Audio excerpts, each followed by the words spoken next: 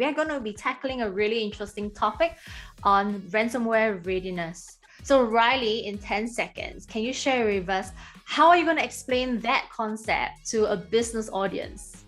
So ransomware attacks and then the associated cyber extortion or the follow-on reputational impacts are common and growing risks in the industry.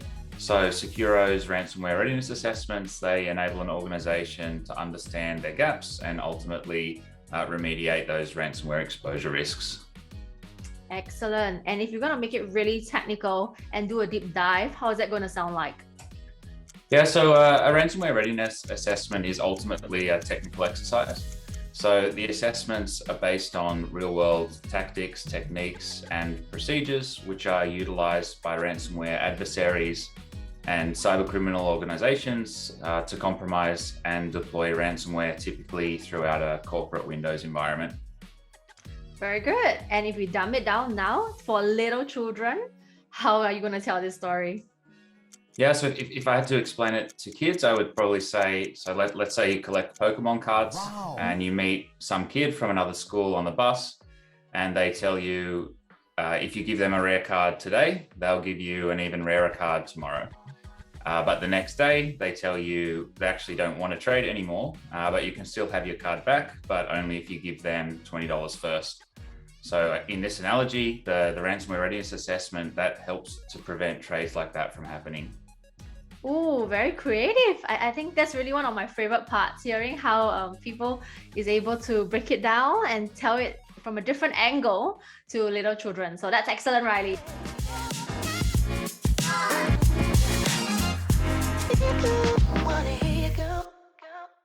Hi everyone, welcome to the Sekuro Talk Show. My name is Shamane Tan and today I have with me Riley Kidd, and we are going to be tackling a really interesting topic on ransomware readiness. Given what you've been seeing, working with different customers, and also there's a lot of awareness going on with ransomware and incident response and dealing with breaches and so many other key issues. How are you finding companies' readiness in being able to prepare for such attacks? Do you think that there's been an uplift in that? What do you see are the challenges that still remain today?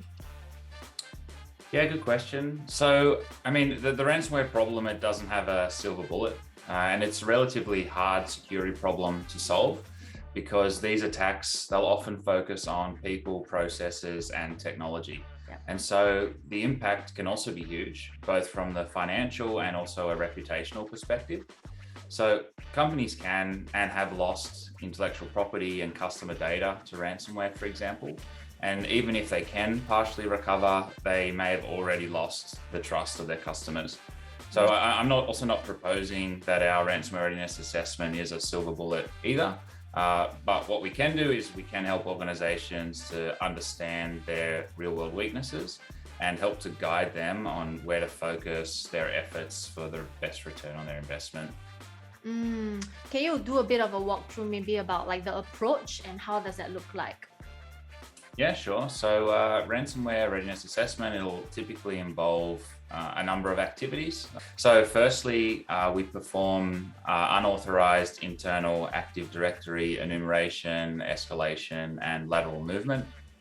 Then we perform similar but authorized activities via a standard operating environment machine, and usually also with an associated domain user account. Then what we do is we look at privilege escalation activities and we perform a technical control assessment on the SOE itself from the perspective of that domain user. And then next we perform an organization-wide breach password assessment, and we also take a look at the available network shares to identify any sensitive or exploitable data accessible to end users. And then what we do last is we perform a controlled and custom non-destructive ransomware deployment to usually a specific predefined machine to really simulate that encryption process. And what we're wanting to see there is to see and to test the existing technical controls and also the responses.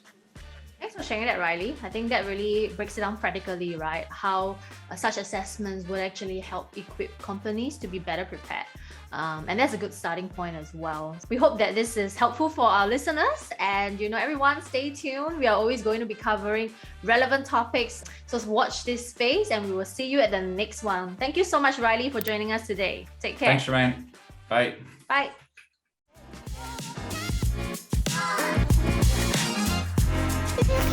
Wanna hear you go.